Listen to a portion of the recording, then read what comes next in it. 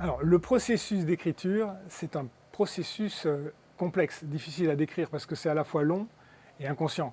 Vraiment, on ne calcule pas.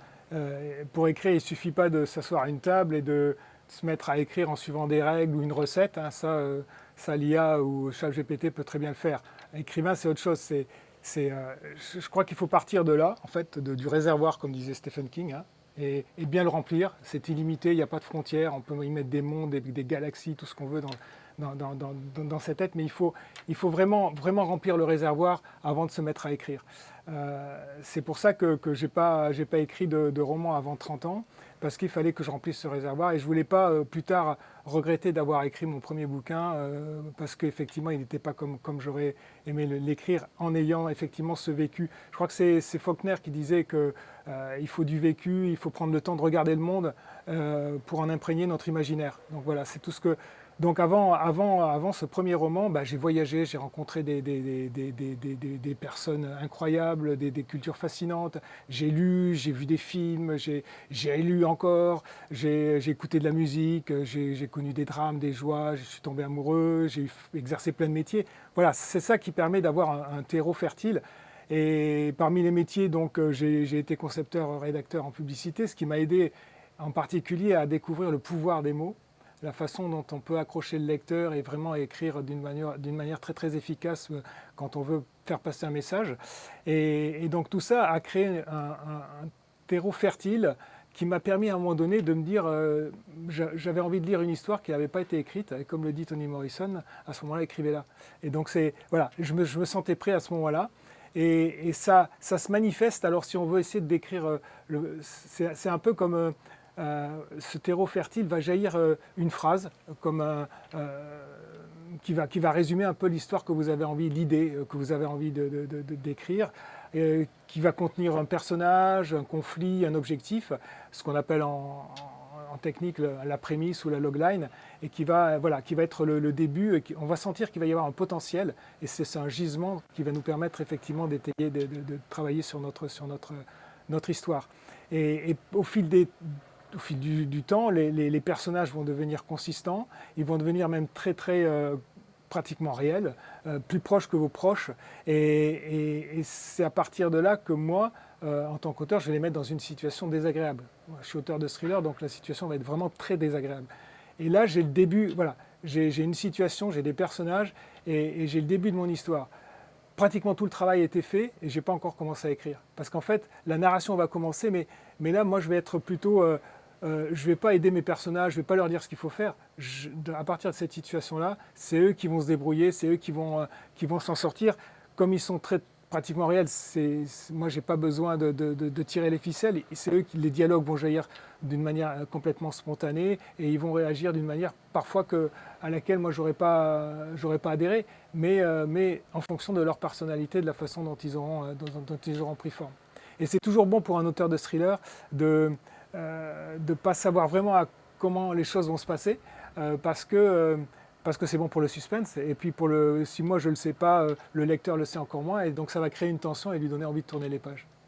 Voilà, en gros, résumer ce processus-là, ça demande du temps. Et donc, effectivement, combien de temps j'ai mis pour écrire mon premier roman? Ben, j'ai mis 30 ans, quoi, en fait. C'est parce qu'il m'a fallu, en fait, voilà, faire toute cette expérience, ce vécu, et puis, parallèlement, apprendre les règles, à savoir les contourner, et puis à un moment donné, sentir que, voilà, il y avait quelque chose, une idée que j'avais envie d'écrire, que je ne trouvais pas dans les autres livres. Voilà. Alors, après, les endroits qui me donnent l'inspiration, alors j'ai pas de bureau, hein. Enfin, j'ai un bureau ici à la maison parce que je travaille à la maison, mais j'ai pas d'endroit particulier. J'ai pas besoin d'avoir un rituel, de me mettre, voilà, d'avoir 4 heures de silence devant moi pour pouvoir commencer à écrire. J'écris n'importe où.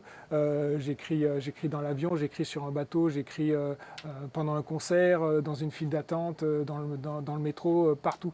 Il n'y a pas de À partir du moment où le processus que j'ai décrit, le processus de créativité est enclenché, je suis constamment avec mes personnages. Je suis constamment avec eux. Je crois que c'est Paul Auster qui disait que quand quand on passe la moitié du temps dans un monde imaginaire, ce monde imaginaire devient bien réel, même s'il n'existe pas. Et donc voilà, je suis toujours un pied dans ce monde imaginaire et dans la réalité, ce qui fait que c'est toujours en train de se dérouler. Donc à tout moment, je peux avoir une idée, je rencontre une personne, ça évolue constamment.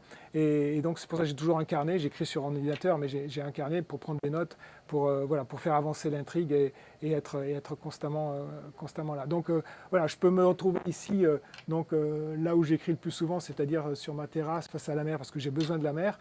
Mais quand j'écris, voilà, je suis dans un vieux sanatorium désaffecté, je suis sur la route 66 aux États-Unis, ou je suis dans les bas-fonds de Manille. Voilà, quand j'écris, j'occulte complètement le reste. Donc peu importe le décor, peu importe l'endroit, peu importe l'heure, ça peut être le jour ou la nuit. Quand je suis dans mon histoire, voilà, la réalité s'efface. Alors, les romans qui sont importants, déjà il y a les tout premiers romans, ceux qui m'ont donné envie de lire. C'est les Tintins, c'est les Bob Moran, c'est le Club des Cinq. Voilà, c'est ça qui m'a donné envie de lire. Et après dans la littérature, il y a pour moi les deux monuments que sont Philippe Cadic, qui a toute l'œuvre, dans tous ses romans, toutes ses nouvelles, a essayé de répondre à deux questions fondamentales que je me pose souvent quand j'écris, c'est-à-dire qu'est-ce que le réel et qu'est-ce que l'humain.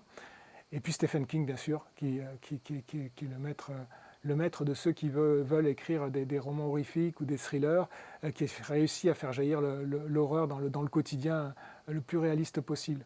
Et donc, chez les Français, je dirais que il y a Jean-Christophe Granger qui pour moi est important parce que pour moi c'est l'auteur qui a vraiment ouvert la voie du thriller en France. Il y a Sébastien Reiser aussi et sa trilogie des Équinoxes qui est absolument incroyable.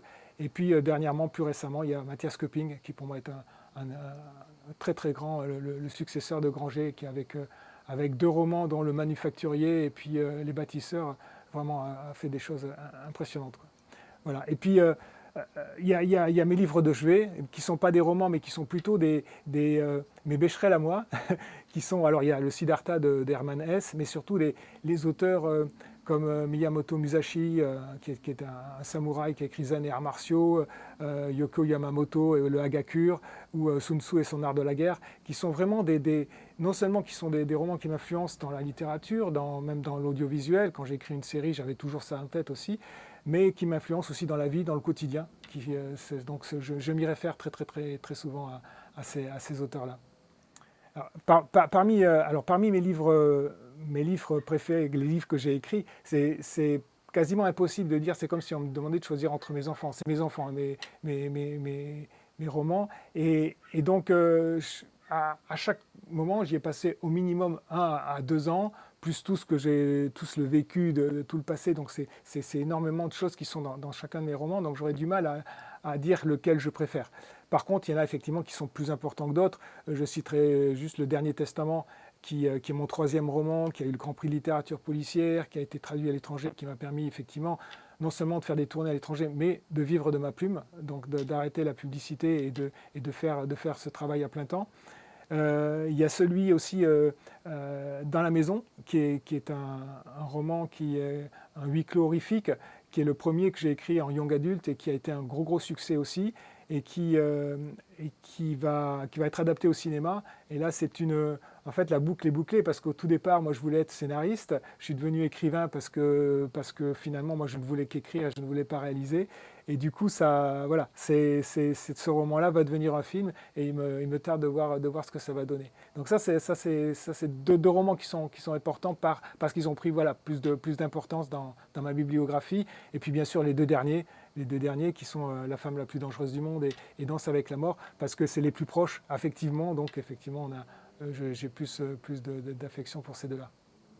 Alors maintenant, quel conseil je donnerais à quelqu'un qui voudrait être écrivain ou qui voudrait se lancer là-dedans? Alors, il y a une phrase, de Somerset Maugham qui disait il y a 3 règles pour écrire un roman.